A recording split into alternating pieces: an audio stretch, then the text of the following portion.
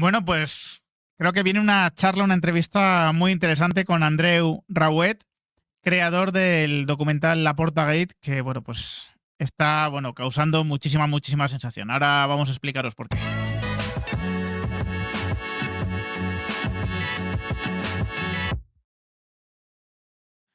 Muy buenas a todos, ¿qué tal? Bueno, pues ayer se estrenó el documental La Porta Gate, que bueno, pues lo vais a poder localizar muy fácilmente en YouTube, ¿no? Pero os dejaremos aquí las señas. Y bueno, pues tengo el placer de poder entrevistar a su creador, ¿no? Andreu Rauet, porque la verdad es que bueno, yo estoy todavía recuperándome, ¿no? De algunas de las cosas que se cuentan en el documental que me parecen de una trascendencia enorme, ¿no? Pero prefiero hablarlo con Andreu, que es su creador y y la persona que ha estado más en contacto con, bueno, pues con esas supuestas víctimas. ¿Qué tal, Andreu? ¿Qué tal, Raúl? Muy buenas. Muchas gracias por darme esta oportunidad de estar aquí. Nada, el agradecimiento es mío. Y la felicitación también, porque creo que independientemente, ¿no? Ahora hablaremos de los hechos, ¿no? Que se relatan en el documental, pero está hecho, creo que con mucho cariño, está muy bien hecho, muy ágil, es muy fácil de ver. Y bueno, se lo recomiendo a todo el mundo, que le interese mínimamente el tema. La Portagate, pues que lo vean en YouTube, porque ya digo, se hace corto, ¿sabes? Se ve muy bien y creo que está muy bien documentado todo. Eh, Andreu, bueno, vamos a hacer un resumen de los hechos, si te parece, ¿vale? De lo más, vamos, en un minuto, ¿no? De lo que realmente se cuenta, ¿no? En el documental para, a partir de ahí, ¿no? Iniciar la charla. Básicamente, bueno, pues tiene que ver cuando una serie de inversores entran en el Reus, ¿no? Y, bueno, pues empiezan a captar fondos, ¿no? Hay una familia o varias familias que invierten dinero, bueno, pues con unas expectativas, la verdad que bastante irreales, ¿no? Vimos después, ¿no? De que pudiesen darse. Y bueno, y digamos que todo este grupo que invierte, entre los que al menos parece estar vinculado a la porta, bueno, pues no cumple sus promesas, arruina el Reus desaparece. Pero bueno, prefiero que lo cuentes tú, prefiero que hagas tú la síntesis de los hechos, porque ahora vamos a ver que eso, siendo muy grave, ¿no? Y ya teniendo trascendencia a nivel penal, porque Laporta está imputado, ¿no? Por una serie de delitos de estafa, ni siquiera es a efectos deportivos o del Barça lo más relevante, ¿no? Hay cosas que se cuentan que son totalmente chocantes. Así que te dejo contar a ti, hacer un resumen muy rápido para que la gente se sitúe, por lo menos. Sí, ¿no? Como tú muy bien contaste en tu canal de YouTube, el pasado 20 de enero de este año, Laporta va a declarar como imputado por el caso de una presunta estafa a una familia que le había tocado la primitiva, ¿no? Pero el tema se quedó ahí, mucha gente no sabía lo que era y claro, mucha gente no lo tomó en serio, ¿no? ¿Qué es lo que pasa? Que el documental explica exactamente cuál es esta presunta estafa y que no solo había una familia afectada, hay mucha gente más, ¿no? Como mínimo, explicamos que hay más de 10, ¿no? Hay tres grupos que están muy definidos, que es el tenista Albert Ramos, que es uno de los inversores que perdió dinero, una familia que son dos mujeres, dos hermanas, tartas, que aparecen en el documental como testigos, ¿no? De esta presunta estafa, y su tercer hermano, un señor, y luego el tercer grupo es el que es, creo yo, más famoso hasta ahora, que es la familia esta, a la que le tocan 34 millones de euros en la primitiva, ¿no? Todos Sí. ellos fueron convencidos para invertir en el proyecto del Reus, ¿no? Con la intención de que el Reus creciera, subiera a segunda división, que se consiguió, y luego incluso subirlo a primera. Pero el proyecto más grande, tal y como demuestra el documental, no era el Reus, porque el Reus era un club que vivía prácticamente a coste cero, ¿no? Que incluso la liga, cuando sube a segunda división, le pedía que actualizara el estadio, que lo remodelara para estar acorde a la normativa de la liga. No lo hacía porque no invertía en prácticamente nada del día a día del club. Le llegaban cada semana las multas de la liga. O sea que el Reus era un proyecto que incluso no fichaba jugadores a grandes costos, ¿no? Vivía con jugadores que venían de contrato cero, a costo cero, acabando contrato en clubes de segunda B. O sea, prácticamente nunca fichó jugadores. El único jugador que fichó realmente el Reus pagando fue uno que vino a través de Jorge Méndez, ese era su agente, que eso también te da un poquito de pistas, ¿no? Entonces, el Claro. proyecto del Reus, que es lo que ellos les venden, realmente no movía mucho dinero. Lo que sí que era el gran proyecto en teoría que ellos vendían y que el documental se explica muy bien es la compra de un club universitario chino. Eso es. La Universidad de Tecnología de China tenía un club universitario, ¿no? Un poco al estilo de película americana, ¿no? El club Sí, sí, sí. universitario que tienen todas las universidades, que son chavales jóvenes, bueno, que participan en el club. y que tal y como se explica en el documental, no eran futbolistas profesionales, sino que incluso comían golosinas durante los partidos y cuando vinieron a hacer aquí el stage de pretemporada en Reus, en Barcelona, que incluso se les ofrece entrenar en Can Barça, ¿no? En la ciudad deportiva, se dan cuenta de que presentan sobrepeso, de que estaban Sí, sí, gordos, dicho por ellos mismos, ¿no? sí, Cosa que sí, sí, sí. entonces, si el proyecto no era el Reus, porque el Reus nos invierte mucha pasta, entonces nos queda el club chino, pero el club chino se demuestra que es algo prácticamente un poco más amateur, ¿no? No es así. Y realmente tampoco se le mete mucho dinero porque acaba quedándose tal y como está en tercera división china. Entonces, si el dinero no iba para el Reus, ni iba para el club chino, que son los dos grandes negocios que ellos vendían para convencer a la gente, ¿dónde está realmente este dinero? Estos 7 millones que ellos recaudan o recopilan entre todos los inversores. Es la gran incógnita que está investigando a día de hoy Hacienda y que veremos dónde llega. Claro, ¿dónde fue a parar el dinero? Explicas muy bien en el documental cómo hay una serie de partidas de gastos del Reus que aumentan, ¿no? Pero no van destinados a inversión en la plantilla, no van destinados a que empiezas a fichar jugadores, sino que, bueno, pues van a sitios que se están investigando y ya estamos metidos en la historia, esto se está investigando, Laporta es uno de los imputados. Y bueno, pues veremos, ¿no? Cómo se sustancia. Es muy triste que la pregunta que le hiciesen, ¿no? Saliendo del juzgado era por el famoso penalti de Koundé en Getafe, pero bueno, eso habla un poco del periodismo deportivo. Pero hay un tema muy fuerte, ¿no? Que cuentan las hermanas Tartas, si no me equivoco, que es que llega un momento determinado donde les dicen, oye, pues para devolveros la deuda os ofrecemos trabajar para el Barça, un trabajo ficticio, porque no tenían ellas, ¿no? No tenían capacitación o no podían aportar en teoría valor al Barcelona para lo que necesitaba y les dicen, no, no, da igual, solo necesitáis firmar el contrato y se os paga por parte del Barcelona, que ya, como dando a entender que ya lo estarían haciendo con otros, ¿no? Porque hay personas que estuvieron involucrados en todo este tema del Reus que están trabajando hoy en el Barcelona, vamos, se relatan varios ejemplos, ¿no? Claro, esto daría a entender que Laporta estaría utilizando al Barcelona para satisfacer deudas y problemas suyos personales. Por eso digo yo, esto tiene implicaciones tendría implicaciones a nivel legal, a nivel penal, si se pudiese demostrar pues no, por administración desleal y por este tipo de cosas que estaría haciendo con el Barcelona, ¿no, Andreu? Este es el caso de las hermanas Tartas, dos señoras que ellas deciden invertir 400.000 euros en el Reus y su hermano que invierte 50.000 dólares y él no en el Reus, sino que él ya directamente solo en la parte de China, ¿no?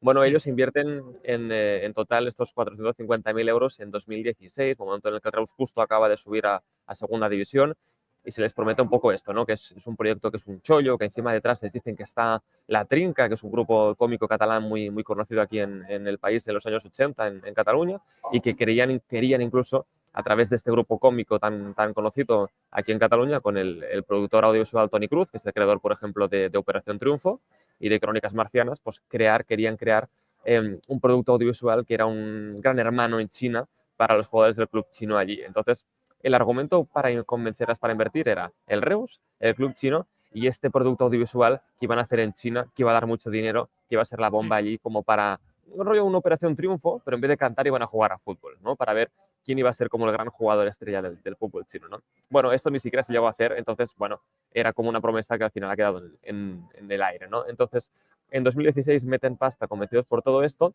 como ni siquiera les llegan a contar que el Real desaparece en el 19, en el 21 ya lo liquidan, ya a partir del 21, como ya no hay ni Reus, el club chino está en una situación que venderlo es inviable porque no valía prácticamente nada, la solución que la intermediaria Sandra Solé, persona Sí. que llevaba inversores a Joan Laporta, la persona de confianza de Laporta que se dedicaba a esto, a captar inversores para este proyecto, Sandra le propone a algunos de los inversores, presuntamente, en trabajo ficticio en el Barça, ¿no? Esto lo explican, esto no lo digo yo, lo dicen las Sí. testigos, los inversores en el documental. Ellas explican que presuntamente Sandra les habría ofrecido trabajo ficticio en el Barça sin tener que ir a trabajar en el club, es decir, un contrato firmado en el que cobrarían dinero del Barça para compensar estas deudas, estas presuntas deudas que tenían ellos con el aporte con Oliver. Entonces, técnicamente el resumen sería que un negocio que Laporta tenía antes de ser presidente,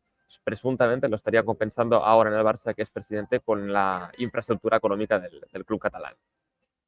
Claro, y que según cuentan ellas, como que les dan a entender que ya se ha hecho eso con otros, ¿no? O sea, que no, ellas no serían las únicas, ¿no? Que se verían, digamos, compensadas de esa manera, sino que ya habría otros, ¿no? Y que Laporta estaría metiendo, bueno, creo que eso es un hecho, ¿no? Es objetivo que Laporta ha metido mucha gente cercana en el club, ¿no? Muy cercana a nivel personal, a nivel de amistad, y que han ido saliendo 29, ¿no? Altos cargos, ¿no? Cargos ejecutivos del club desde que llegó él en 2021, ¿no? Que todavía no existe esa figura del CEO, que es, bueno, murió, digamos que con Reverter, si no me equivoco, y, y bueno, pues que es un club que se administra de una manera muy familiar.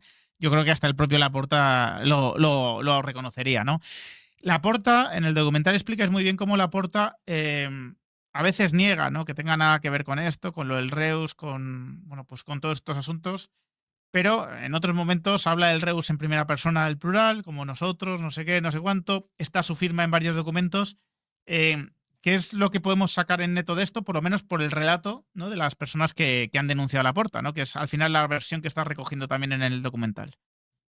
Bueno, él hasta ahora había afirmado por activa y por pasiva que no tenía ningún vínculo real con este proyecto del Reus, que él no estaba en el día a día, que no tenía ningún cargo detrás del Reus, y esto es técnicamente real porque él no figuraba como ningún cargo en la junta directiva del Reus, ni ningún cargo de responsabilidad, ¿no? Aquí la cabeza visible era su socio de máxima confianza y su amigo personal íntimo, Joan Oliver, que era el máximo Sí. accionista del Reus.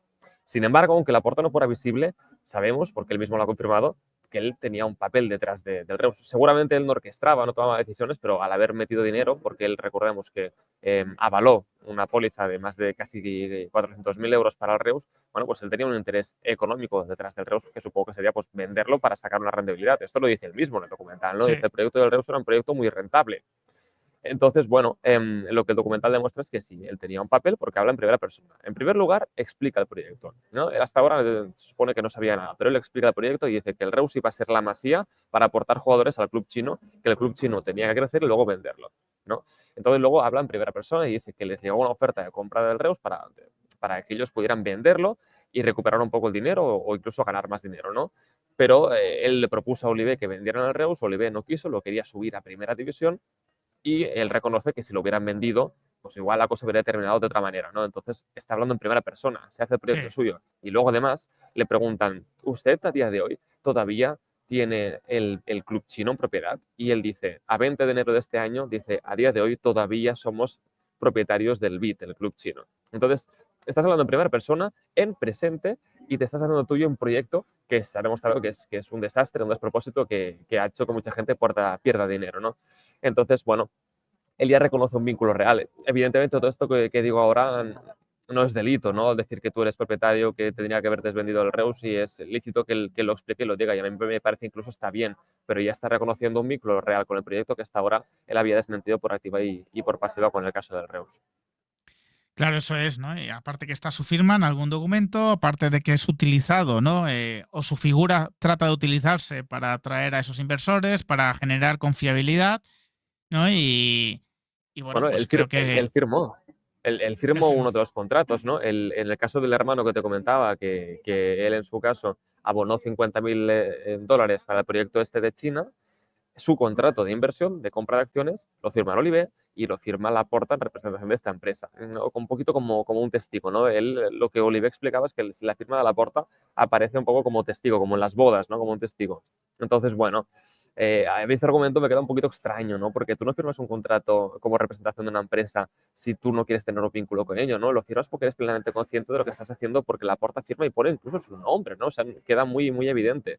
Entonces, bueno, él tiene que ser consciente cuando firma una cosa así. Yo creo que él, bueno, supongo que lo sabía, ¿no? Lo que firmaba cada uno cuando firma una cosa lo sabe lo que está firmando. Entonces, bueno, este hermano, el que recibió el contrato firmado por Laporta por su compra de acciones por 50.000 dólares, como tampoco recibió el dinero, presuntamente se le propuso que el Barça le pagaría 2 cuadros por el valor de 50.000 euros, que es justamente lo que le debía el aporte de Oliver a este señor, ¿no? Entonces, bueno, se explica en el documental, lo cuentan sus hermanas, eso, que presuntamente el Barça le iba a pagar unos cuadros, porque él es pintor de cuadros, por 50.000 euros, ¿no?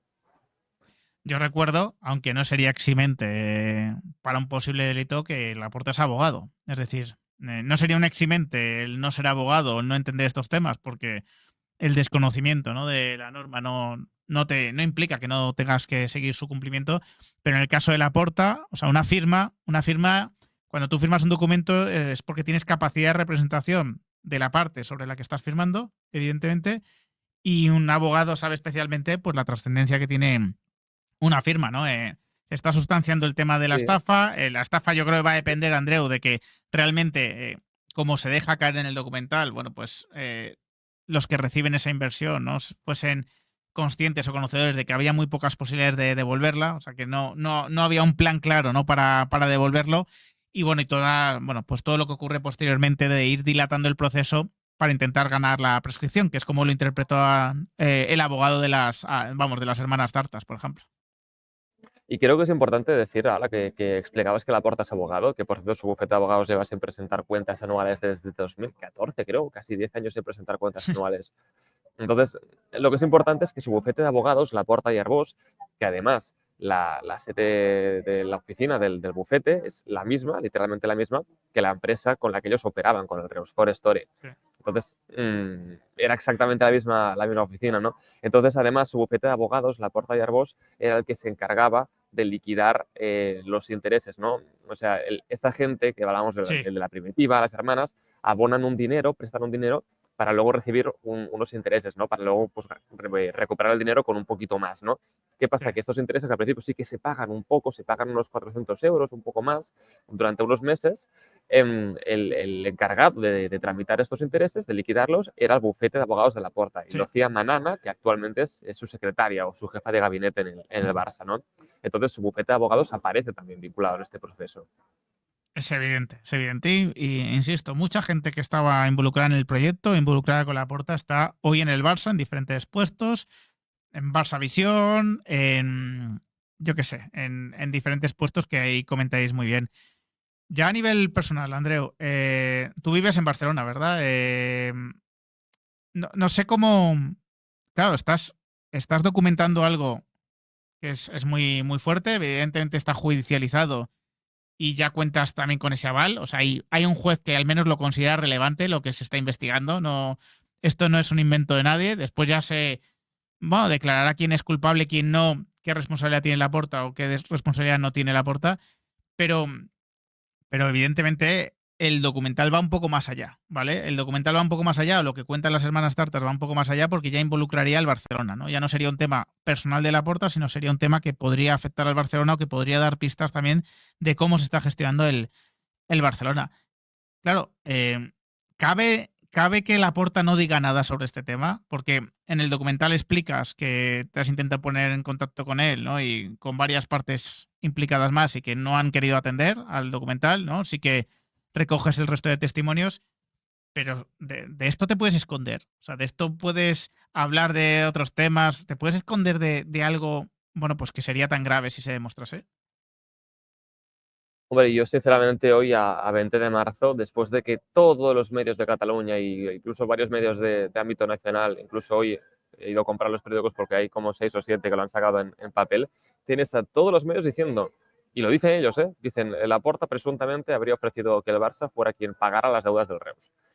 Bueno, si tienes a toda la prensa hablando de esto, y ya más allá del documental, lo mínimo que esperaba yo es que el Barça lo desmintiera, porque tienes aquí unas inversoras que están haciendo unas acusaciones muy graves en las que acusan al Barça de saldar unas deudas con el patrimonio, con el dinero del club. Lo mínimo es negarlo, desmentirlo y, no sé, o querellarte contra estas personas, no lo sé lo mínimo, pero lo mínimo es negarlo y desmentirlo. Y me sorprende este silencio que hay. Creo que, supongo que lo que buscan es, pues bueno, que esto se vaya apagando y que nadie hable del tema, pero bueno, es cuanto menos sorprendente que si se acusa a tu club de algo tan grave, tú no lo desmientas. Es extraño, sí, sí, no lo sé. A mí, no sé, es que es verdad que oye, yo soy madridista, quiero decir, que todo el mundo que vea esto me ponga el sesgo de madridista porque no hay que ocultarlo, ¿vale? Pero están pasando tantas cosas en el Barcelona que me alucinan que no tengan consecuencias, ¿no? Hablábamos antes de empezar a grabar de ese departamento de compliance que no detectó los pagos a Negreira o que los detectó pero no los consideró extraños, que ve como el presidente está ahora mismo, si no me equivoco, investigado por 4 presuntos delitos de estafa, ¿no? O está en 4 procedimientos penales. Veremos si se abre alguno más. Y eso no. oye, no enciende ninguna luz de alarma, que ahora se involucre incluso al Barcelona, que podría estar asumiendo, ¿no? O podría haber asumido, o era intención de Laporta que asumiese, pues deudas personales del propio presidente, y parece que no pasa nada. O sea, que si dentro de 2 domingos el Barça gana y hace un partidazo, como está haciendo esta temporada muchos, pues oye, ya está, oye, que está entrando la pelota, pero no sé, a mí me parece esto, o la décima parte de esto, me parecería suficiente como para que hubiese consecuencias graves. Yo la verdad es que soy de Reus y soy del Reus, pero también soy culé, soy del Barça y la verdad es que lo que está pasando me inquieta un poco porque quiero decir, aquí ha aparecido unas inversoras que están acusando de una cosa muy grave del Barça y creo que es un ejemplo más de esta gestión tan extraña que estamos viendo en torno al Barça, ¿no? Al final, bueno, hay tantos temas que han salido, el tema de Negreira, el tema de Lima, que el tema ahora de Ruslan Birnelgano, este moldavo que va a llevar las telecos del nuevo Camp Nou sin ningún tipo de experiencia, ¿no? Y que incluso también creo que ha comparado el tema de los palcos VIP, ¿no? Es que parece que es una tras otra, una serie de gestiones un poco extrañas, diríamos, ¿no? Y que ahora mismo tienes a un presidente del Barça que está, si no me equivoco, imputado ya en 2 procesos de estos 4 que comentábamos, en un tercero está como testigo y en el cuarto veremos cómo acaba, ¿no? Pero lo que puede pasar a día de hoy es que Laporta ya ha ido a declarar 2 veces por el caso Reus, este año pasado una y este 20 de enero una más, y puede ser que vaya 2 veces más, ¿no? Entonces, a mí estos días, estas últimas 24 horas, desde que el documental ya está disponible, he escuchado, he leído a muchos socios preocupados por este caso, porque al final quiero decir, si tú se acusa al presidente del Barça de algo, pues bueno, mira, lo acusan, ya está, puede ser perfectamente mentira. Pero en el momento en Sí. el que Laporta ya tiene que pisar un juzgado 4 veces por un procedimiento en el que está imputado incluso por él, ostras, es que lo mínimo que tiene que hacer es dar explicaciones y negarlo todo, y creo que Laporta no lo ha hecho en ningún momento. Incluso yo creo que el documental le puede ir bien porque él por primera vez en el documental se justifica un poco y da su opinión, ¿no? Porque el documental recoge su declaración ante la jueza del pasado 20 de enero, Sí, en la cual sí. dice que él no estaba en el día a día.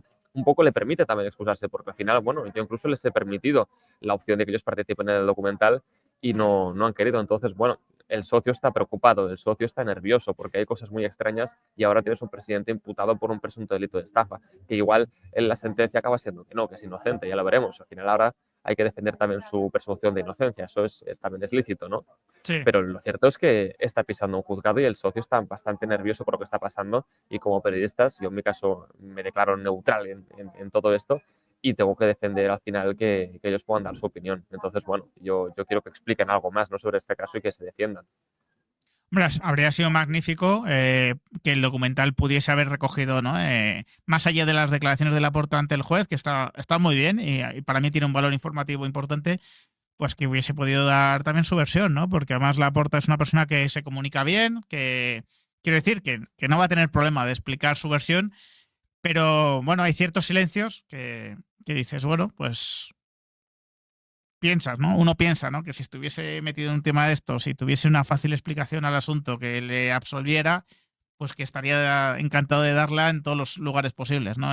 Pero bueno, veremos a ver cómo reacciona Laporta a esto, pero nos quedamos con esos titulares, con que está siendo investigado por 4 presuntos delitos de estafa, con que algunas de las presuntas víctimas aluden a que Laporta habría ofrecido al Barcelona como plataforma para resolver estas deudas y que evidentemente esto, bueno, pues tiene una trascendencia enorme y bueno, ya veremos si tiene consecuencias. Andreu, que muchísimas gracias de verdad por esta charla, por esta entrevista. Muchas gracias. Bueno, enhorabuena por el documental. Está muy bien hecho. Se lo recomiendo de verdad que a todo el mundo. Vais a tener ahí la explicación mucho más detallada de lo que hemos hecho aquí, que se trataba de centrar un poquito el tema, pero ahí lo tenéis con muchos más detalles. Además, tenéis a periodistas que opinan sobre el tema.